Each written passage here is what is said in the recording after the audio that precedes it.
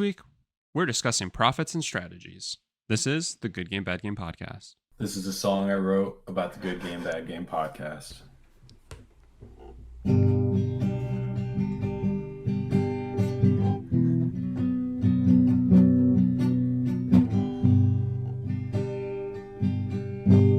Good Game, Bad Game podcast. Hello, everybody, and welcome back to the Good Game, Bad Game podcast. I'm your host, Spencer. With me is a man who forgot Assassin's Creed was a thing. It's my co-host, Mike. Mike, do you remember now? Assassin's Creed's a thing. Tell me about the numbers, Mason. Back when they were good.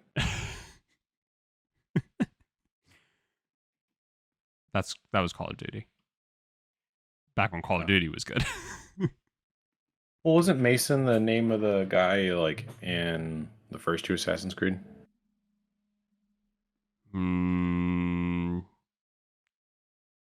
Desmond. Hey. Close. I'll give it to you. Definitely played soccer in high school. Like close enough. 0.1 to you. Yeah. The judge is allowing it. These rules aren't as tight as Jeopardy. Jeopardy, they wouldn't have given it to you. Oh man, I just saw somebody making fun of the way Alex Trebek would just like walk up and like ask somebody to introduce himself. And he would be like, I wish I had it in front of me. I'll butcher it. No, this will be great. But it's basically Alex saying, so your wife's a Minotaur. And then the person will just like casually talk through how they met, and then Alex will be like,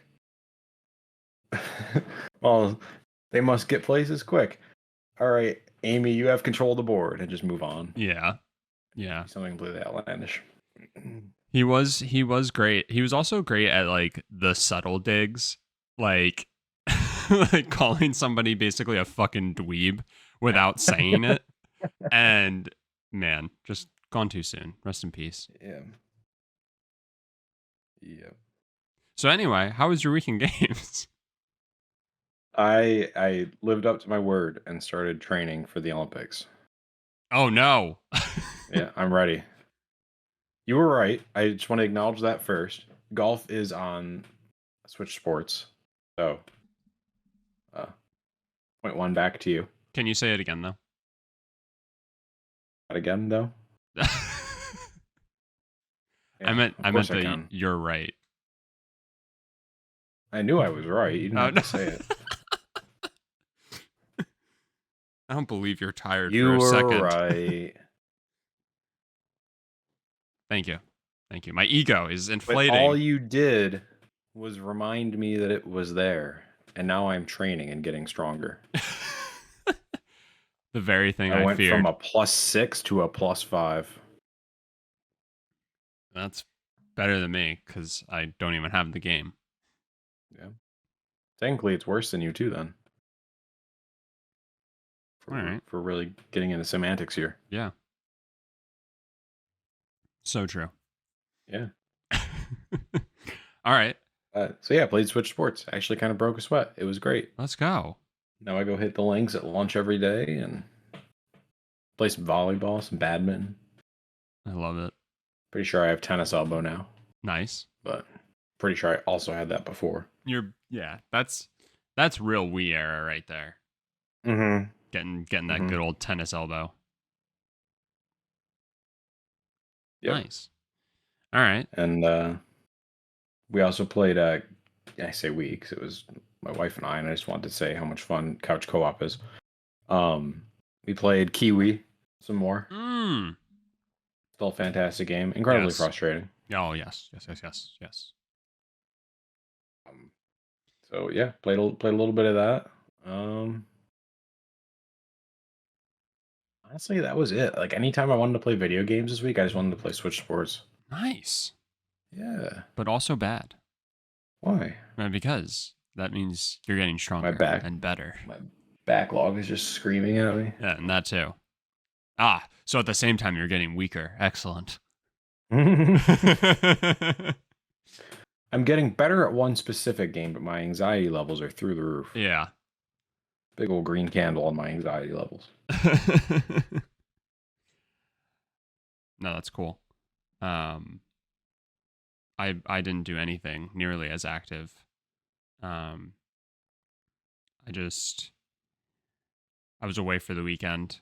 So I didn't have any games. That's not true. I actually tested the Portal on like different internet.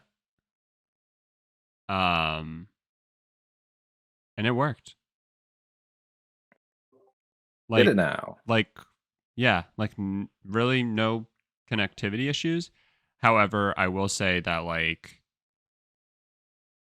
and I like specifically didn't play MLB. But when I tried just to like confirm my hunch, the like timing is like completely thrown off from like whatever the TV settings are and stuff like that. So, um, not necessarily because of like latency and stuff like that, but or maybe it is. I don't know. I don't know all the technical stuff of that. Um, but I was like using it just to like play Last Stop for like an hour the one night. Um, just to basically like keep pushing through that, which is just like a narrative, basically Telltale type game, and it worked perfectly for that. So it was really cool to like actually like test it out on two different internets to like see see how it did, and it did well. So pretty cool device.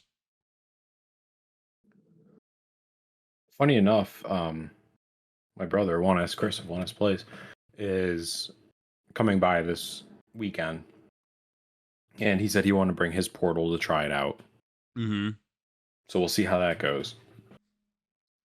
Yeah, I mean, And I think as long as they basically, I think they said that like it's the internet that the PS5 is on that matters the most technically, and then it's just a connection strength, not necessarily internet quality that matters for the Portal. Does that make sense? interesting.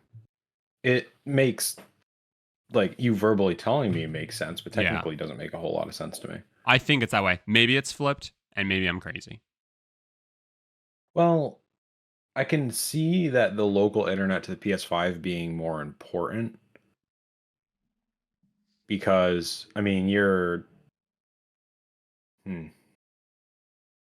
all you're doing is downloading like the income, to put plainly, like the incoming signal from the controller, the portal. Mm-hmm. But then you have to upload all the video data. So like I think as long as your upload is good, which is generally like, I don't know. I guess it's gotten better recently, but upload is typically worse than download. Mm-hmm. Um like that would make sense to me, and then wherever you are, yeah, I guess that kind of makes sense, but I feel like you like can't be on dog shit internet wherever you're receiving it, you know? Yeah. Because like for example, and it's a totally different like protocol, but um when I use remote play for Xbox, or let me say this, when I use cloud gaming, not connecting to my Xbox, you would think I'd be able to get pretty good like quality streaming. Mm-hmm. It's almost always dog shit now. Mm. You'd think like the servers that they're coming from have good connectivity and speed and Right. whatever, but and I know I have good internet here, but Spectrum really likes to just throttle me at like kind of in the middle of the day. Like they haven't gotten used to people being home all day. They've had 4 years to get used to it, and they still just aren't used to it. Yeah, I'll be interested to see. Chris said something too about, what was it? Like for some reason it was working better in non um North American servers or something like that. Oh, interesting. And people were like trying to connect to ones in the EU, which makes no sense to me if you're in America. I mean, just the you think about physical length of infrastructure. Right. But I don't know. Because then I was saying how I'd be interested to see how this works for him because my ping is super high at my house. Because Yeah. I'm like, it's weird. Sometimes when I run speed tests, it's coming from Syracuse, which is an hour away from me, like at the server that I'm connected to. And that typically is worse. And other times it's connecting to Toronto. And that is like always better. It's very strange. Hmm. Toronto is also North America. So who knows? Be interested to see. Yeah. This will also be my first time seeing one in action. Well, I hope it goes smoothly because it is a pretty neat device. And I think it's something that like you especially being the general tech person that you are, I feel like you'll find pretty neat. So I hope it all works well so that you can actually truly appreciate it. Yeah, I'm really excited to buy Spider-Man 2 on his account and then just like rip through it this weekend.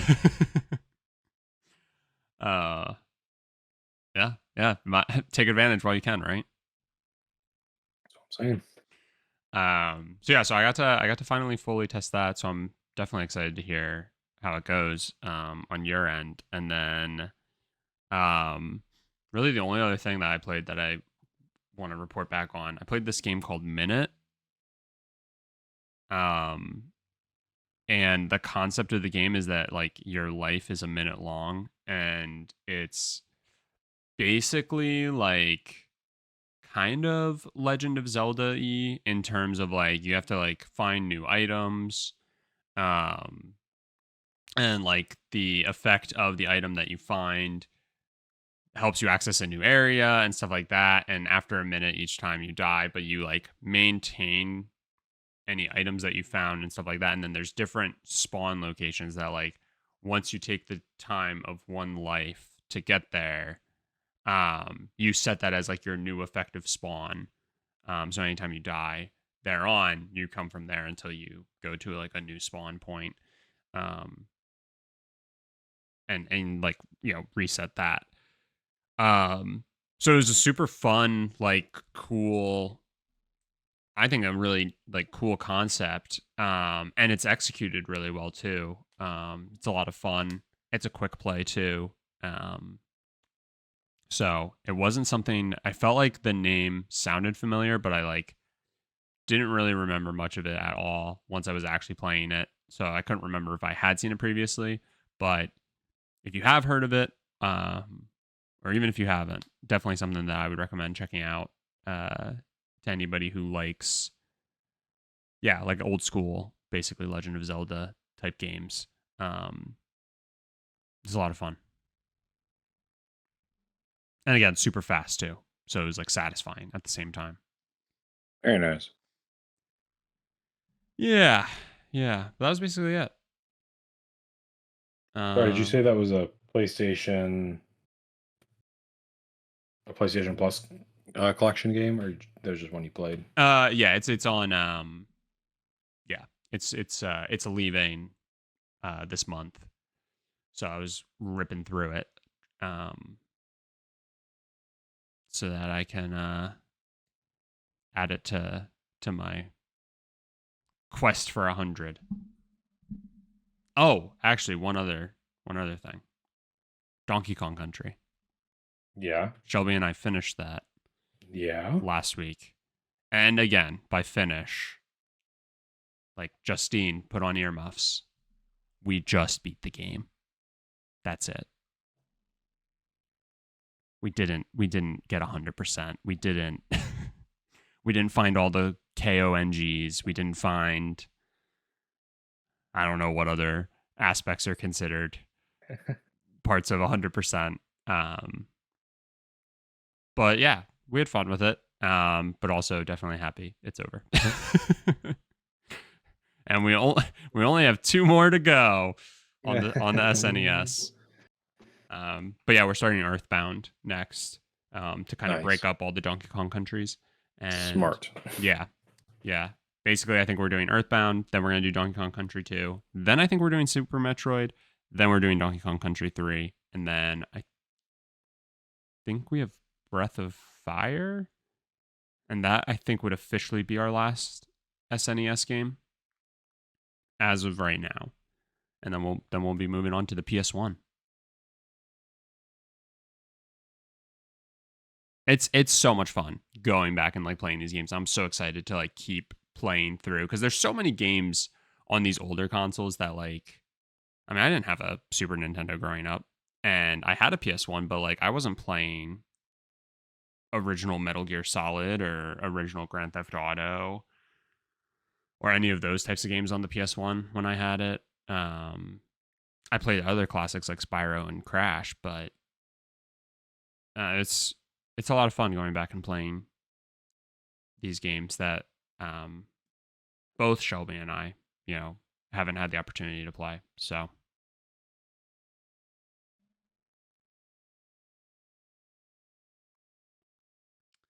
That's kind of how I feel like when Justine and I break out the Dreamcast, because we never had one, and I mhm. never knew anybody who had one. So it's just interesting. Like we had, I think the only Sega console we ever had was a Genesis, Mhm. and we had that in lieu of the, I guess that'd be the Super Nintendo. That sounds right. But yeah, it's interesting. There's a lot of like, and this isn't shocking anymore, but at the time it would have been like Sega specific games. Mhm. That's cool. That's all. Yeah, and it's also cool like I don't know if you get this feeling as well, but again, for something that I didn't even have, I still get like this strong sense of nostalgia. I don't know if it's just because of like the style and like the feeling of like an older game in general or what, but like yeah, I just get hit with this really really heavy sense of nostalgia playing these games despite having never played them and not really having any connection to them previously. Like, especially Donkey Kong Yeah. Country, right? Like I've played ports of like Super Mario World and is that the only one? That actually might be the only one that we've played on the Super Nintendo. But you know what I mean? Like, so there is a strong sense of like, I have played this game before. But like with Donkey Kong Country, it's like, I've never played Donkey Kong Country before. I've never played on a Super Nintendo before. Like, I don't know. It's weird, but I love it. Yeah, it's like that sense of like it can, even though it's a game you haven't played or a console you haven't played, it's like that sense of like taking you back to like when setting up the console was a whole ordeal and Mm-hmm. you were eating dinosaur chicken nuggets with ketchup. And smiley potatoes. Yep. Yep. uh, Damn. it is still a chore to set up, that's for sure. And with like with streaming it, I have to like hook it up to a HDMI converter, which honestly for a while there you probably had to do with most like newer TVs, and now I feel like it's gone back a little bit and new TVs do once again have like the like AV like Yeah. ports and stuff like that again. Um but yeah, for like streaming and stuff to get it onto like the capture card, I have to do this whole ordeal. I just want to applaud Sony for one, even just doing that, like having the RCA ports. Mm-hmm. But I love the way they do it too. It's like one plug and it's like a 3.5 millimeter, like it looks like a headphone jack. Mm-hmm. And your um, RCA cables like just plug straight into that. So it's nice because if you're switching consoles or whatever, you can just like pull that one plug from the back of the TV, Mm-hmm. switch the cables, and then put one plug back instead of trying to like reach behind and do like each one. Yeah, it's very nice. Um, yeah. All right, that's it. That was it for All right. my gaming. Let's talk about let's talk about some numbers. Specifically, let's start with Sony. There's a couple of things. So we got like Sony's what is it? Fiscal year 23-24. And Daniel Ahmad has a really nice breakdown where he dives into a lot of stuff. I actually want to start though with Tom Warren, because he kind of just like puts it very just kind of does all the quick hits in one tweet, and then there's something insane that happens from it. So I'm going to read exactly what Tom Warren says, okay? Sony's PS5 sales are down 29% year over year in the recent quarter. Sony also says it sold 20.8 million PS5 consoles for its full 2023 fiscal year, a slight miss on its revised target of 21 million units. Sony now expects PS5 sales to decline to 18 million over the fiscal year 2024. Thoughts on that? I mean, I feel like that's just solid reporting from Tommy Boy, yeah? Yeah. I don't nothing nefarious going on, right? Oh boy, where are you gonna go with this? I'm not going anywhere with it. I'm genuinely saying there's nothing crazy about what he said, right? No. All Why right. does it sound so ominous all of a sudden? The comments underneath. Yeah, that's where I figured you were going. Now share Xbox figures. Why? What does Xbox have to do with any of this? Yeah. Right? My favorite. So let me see if I understand this correctly. Sony sold in 1 year as many consoles as Xbox did during the entire Series S/X life, and they are in crisis. Just I know I'm not gonna, for the listeners, I'm not gonna go back and read Tom Warren's word for word tweet again. Where does he say crisis? I mean, people had a full on meltdown. Somebody else, Tom, finding a way to spin the fact Sony just sold more PS5 consoles in a year than they ever did with PS4. What? I'm so confused. What? I mean, the only thing that he said was a slight miss. He just said It's literally 200,000 consoles. A slight miss on Sony's target, which they revised down. I forgot what it was originally. I don't know if it was like 24 million or something like that. Then they revised it down to 21 million. And then like kudos to them for that revision because it was basically spot on. So good forecasting by the team there. That is the only, like, I would say partially negative thing. I mean, he said their sales are down, but again, he's just reporting on it. I mean, people completely had a meltdown, and I mean, we shouldn't be surprised. I'm not surprised. I just thought it was very, very funny. For what it's worth. So it's such a weird thing to like want to dig deeper on, or like you said, even include Microsoft. Like, yeah, I wish Microsoft would share those numbers more. Mm-hmm. But he did respond to that and say, like, well, I did post Microsoft's numbers, and like, yeah, Microsoft's were, I think, a lot more just like, well, revenue was up 51%, I think, and console or hardware sales were down 30% or something like that, and then that's kind of it.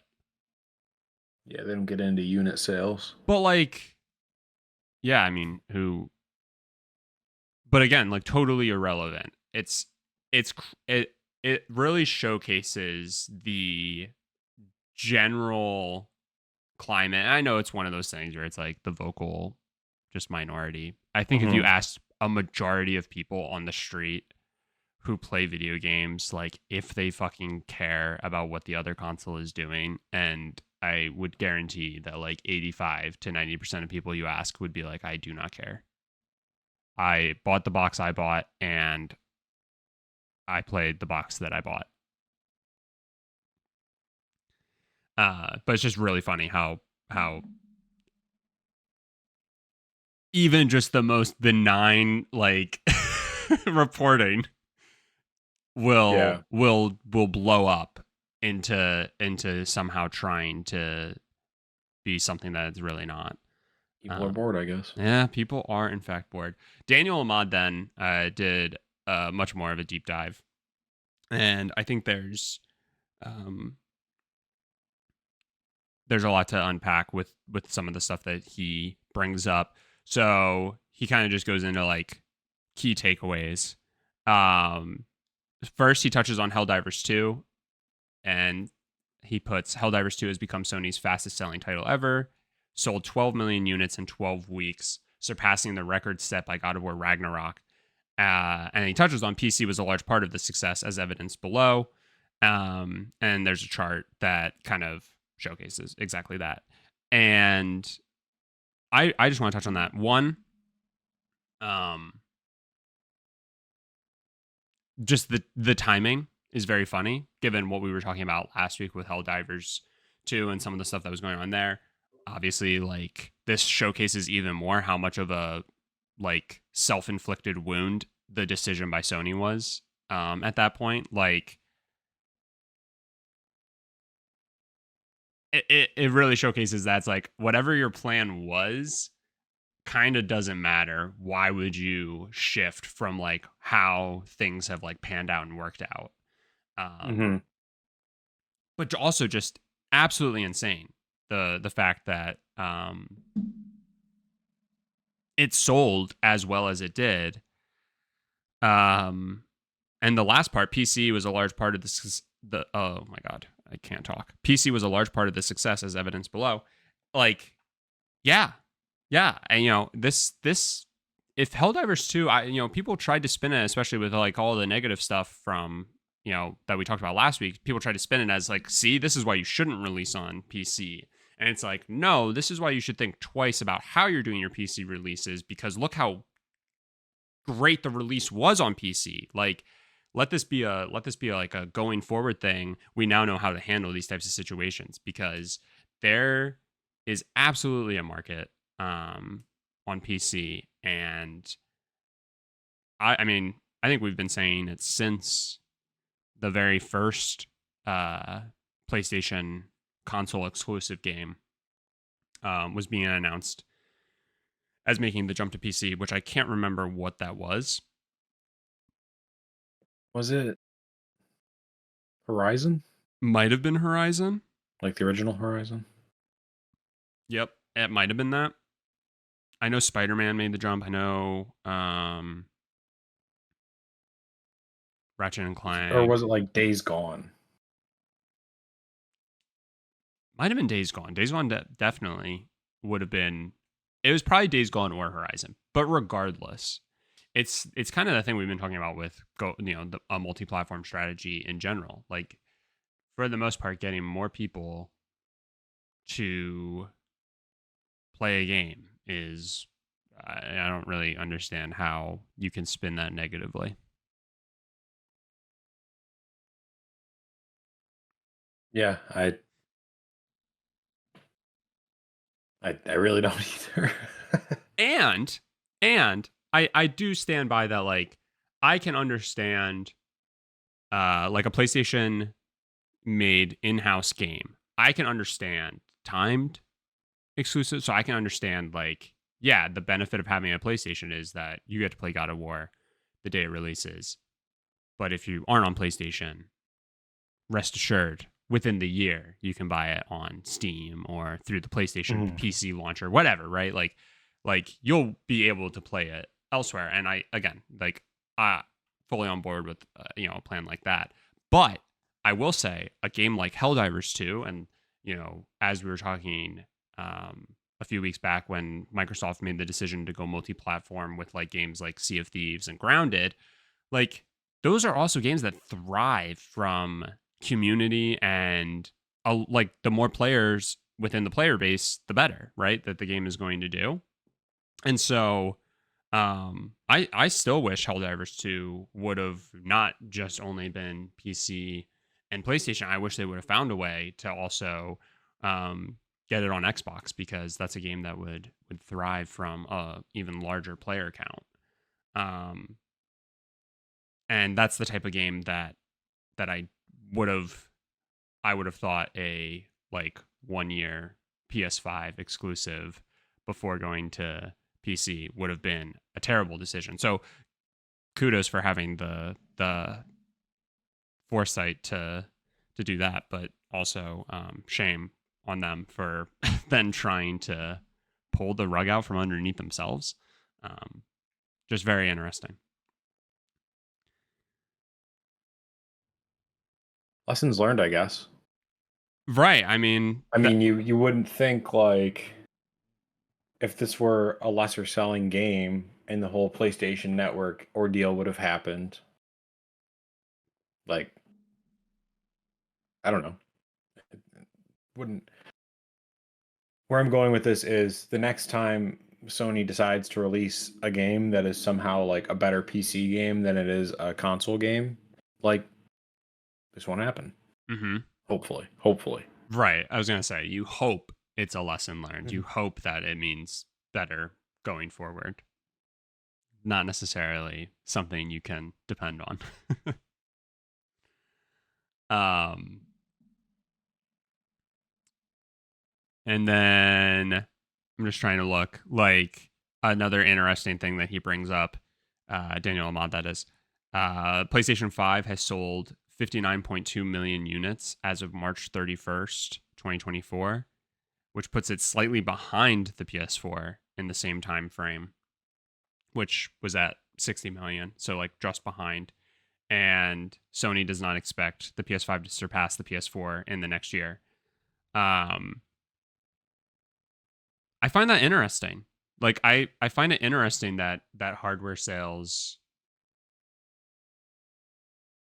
won't just kind of have like a continued um generation over generation growth. And I don't know if that's still somewhat like the from like the front end of when the new generation released and like people had such a hard time getting it. Um or what, but like I would have just expected, there's more people in the world in general. There's you know, more people are into gaming than, before and stuff like that. You would just kind of expect like at least like a natural like growth because of those things. And I found it interesting that basically they don't expect to surpass the PS4. And I'm wondering, do you think that's like because more people are focusing on PC? Like, is PC truly the best place to like be a gamer from like a holistic viewpoint? Um, or what do you think might be the impact there? I really think it's all just effects from supply chain. Mm-hmm. Um, I think in a perfect world with COVID not happening, we'd be talking about. I mean, the whole landscape would be entirely different. We'd have seen games that like more games that actually feel next gen. I'm not saying that there are ones that don't exist, Mm-hmm. but I feel like we'd see more of that. Consoles would have been easier to get a hold of. Um, I mean, hell, how many people out there are like me who were trying to get a PS5 first and couldn't, but got an Xbox and still haven't gotten a PS5. I can't imagine I'm the only person who made that decision. Right.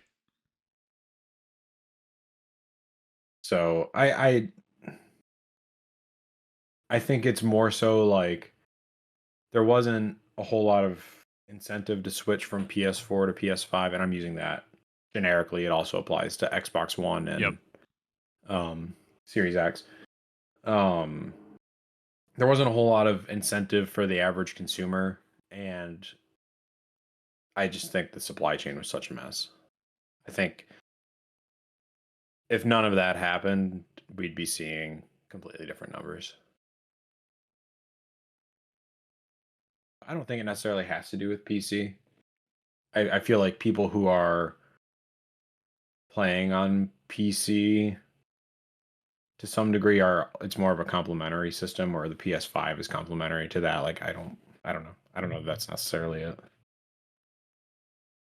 Yeah, I mean, I feel like for the most part, I hear like almost how you and I will talk about the Switch being our like complementary console. Hmm. I feel like that's how some people talk about a PS5 when they have a PC, when they already have like a PC. It's like, well, I do all my gaming on PC, but I do have a PS5 to be able to play like the exclusives, day one and stuff like that. Um, yeah, I don't know. I not much more personally that I wanted to touch on in terms of like PlayStation's sales. I did find those like two key points to be the most interesting. And again, I think like the Helldivers 2 um, just overall success uh, is very telling in terms of like how they should think about their strategy going forward. Um, and I think this goes for really every company, as we're going to talk about another company that is looking to shift their general strategy. But anything else you want to touch on with PlayStation? No. Cool. Then let's talk about Square Enix.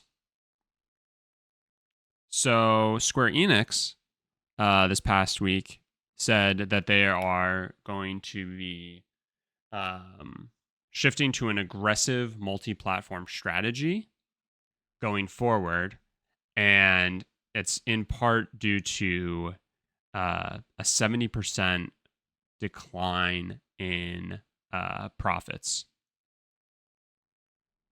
And there's a good bit to unpack here, but I think generally, as we've discussed previously, like multi-platform, more people being able to play games, generally good for gamers as a whole. And I sent it to you right before we started. A lot of people were kind of like kicking and screaming because I have a breakdown here from Mr. Pio1 on X. I don't know if it's Pio or Pio, but either way. Square Enix will focus even more on multi-platform, and he has a breakdown. Between 2020 and 2024, they had 47 releases, which is crazy. Um, 32 of those were multi-platform. So that got a lot of people to be like, well, they're already multi-platform. Like, but they did still have 9 Nintendo exclusives and 6 PlayStation exclusives. And to me, that reads as with the whole like looking to have more of a multi-platform approach or strategy. To me, that means that those 15 games, 9 that were Nintendo exclusives and 6 that were PlayStation exclusives, maybe not every single one of them, but those were the ones that specifically should have been or need to now be on a go forward basis multi-platform. Those were the ones that like would have had the biggest impact. Obviously, Final Fantasy kind of being the main one. Um, and I think in general, this kind of showcases that maybe like console exclusivity, especially when you're not an in-house studio, just might not be the move anymore. Like unless you're getting like massive backing from the company, there's probably little to actually be gained from an I approach would like that. I would love to see like what the economics of all of these partnerships with Sony look like.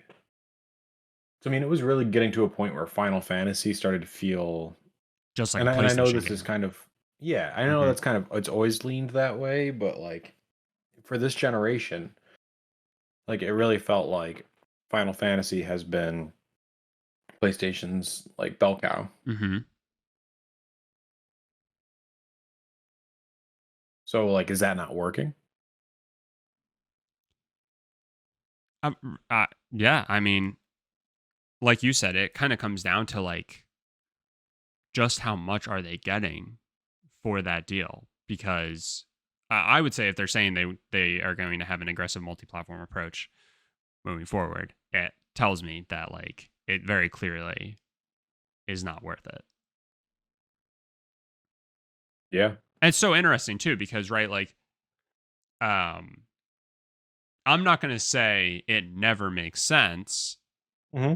but like the days of Ratchet and Clank where it was Insomniac making those games without actually being a PlayStation studio, like those days are like way behind us at this point. Um, that's really not the climate anymore. Um,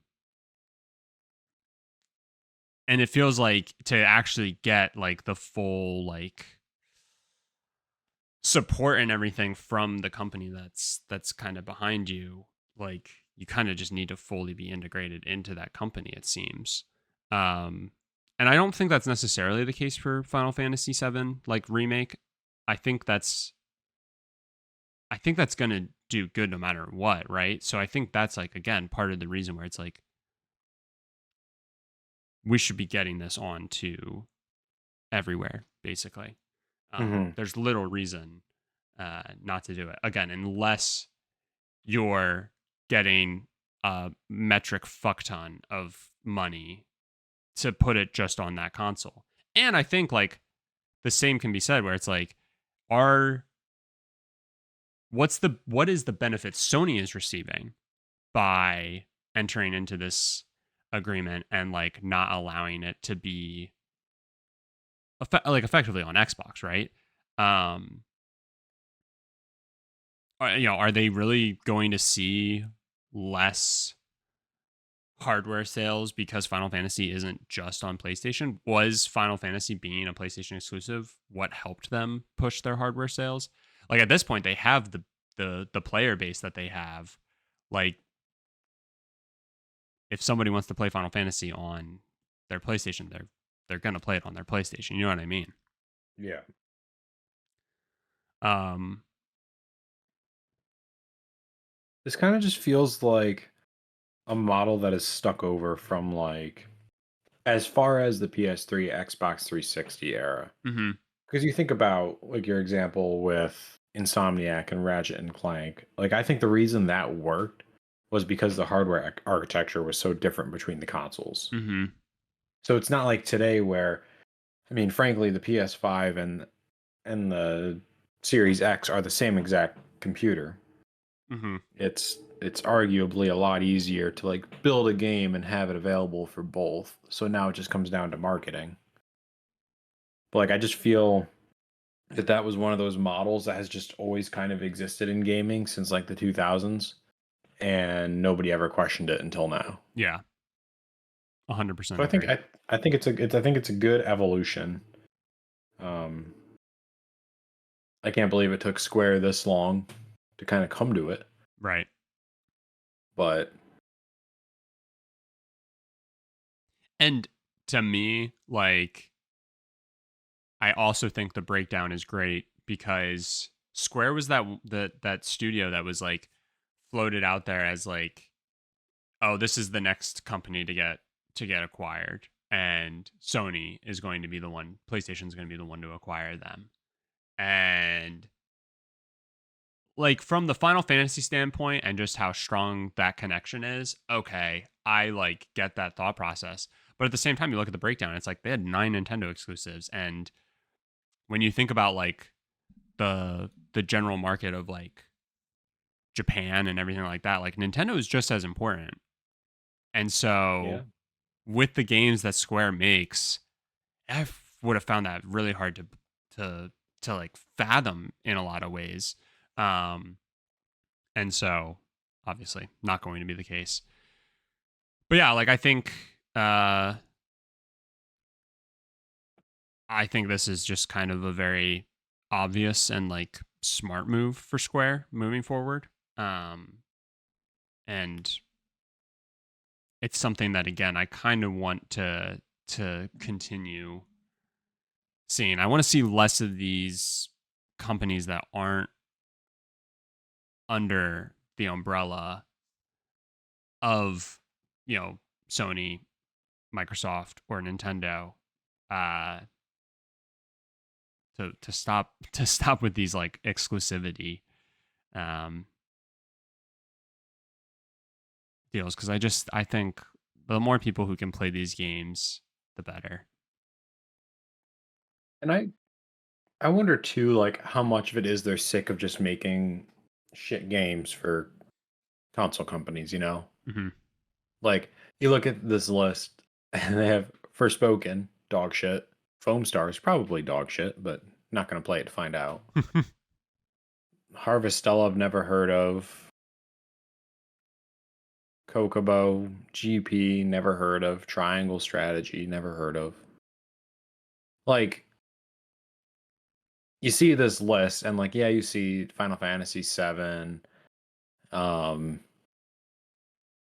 really just the Final Fantasy games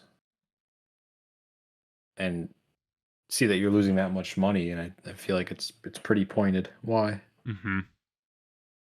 I also find it interesting, like a game like Foam Stars. It's like, like what was the point of making that a PlayStation exclusive? How, again, like we're talking about a game that benefits from a player base. Right. Mm, just thought they could have a Splatoon. I guess, but like, also don't say that to the creator; he'll get angry. Um, but Well, like, should have made Splatoon. uh, yeah, it just doesn't like that. Like, it's just like a head scratcher, right? Like, I'm guessing that game did very poorly in terms of sales, um, by whatever standard they would set, and it's just like, well, yeah, like it was kind of like dead on arrival. Yeah, I Um, didn't hear anybody be excited for that game. I mean, it released like day of, it was on the PlayStation Plus Extra or whatever tier, um, and that still wasn't enough to convince me to play it. Yeah. You know, so um, I don't know if it's just strictly the fact that they're they're because their profits were down, and that was like the final straw, or if this was just kind of inevitable regardless, and it's kind of like you can just point to that. But again, I think this is like the right move. Also, if we're being honest, like they have the opportunity to kind of do uh fairly, you know, in air quotes, fairly lazy thing, which is, you know, HD ports, remasters, stuff like that onto the whole Xbox ecosystem or PlayStation if it's a game that released only on Switch, or uh, Switch if it only released on PlayStation, right? Like they have the Right. opportunity to really like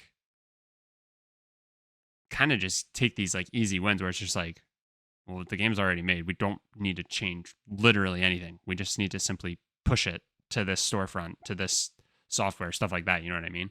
Um, And I wonder how much of this decision was like recent hospitality from Microsoft yeah, because they've been trying to make a push into the Japanese market. We've been seeing more Final Fantasy games on Xbox, um, and some of the other games they publish that I can't think of offhand. they announced a, I forget what the full title is, but one of the Mana games, Visions of Yeah, right. Mana, Secrets of Yep. Mana, like one of those, right, was announced to be coming.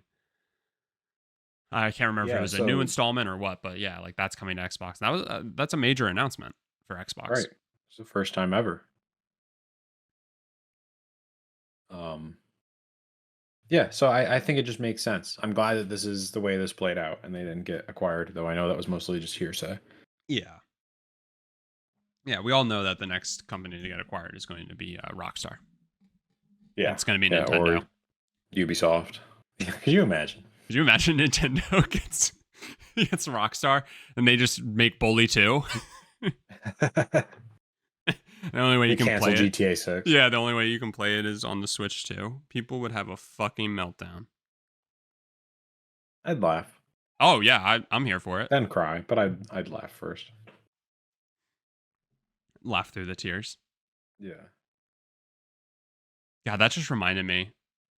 I was talking about it 2 days ago. How this is a total aside.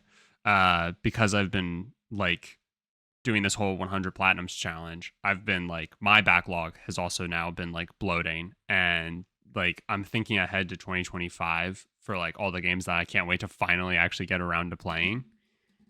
And then I had the realization that GTA 6 is coming out, and Yeah. I was just like, ah, fuck. You Like, almost had it. yep, yep. Like, you want to talk about a self-inflicted wound? That's what I'm doing right now. Um, but yeah. Anyway, back to multi-platform and that strategy. It's definitely the move, right? Like it's the way to capture even more people. I think we've talked about it kind of to death in a lot of ways where when it comes to Nintendo, when it comes to PlayStation and Xbox specifically, I understand their in-house console exclusives.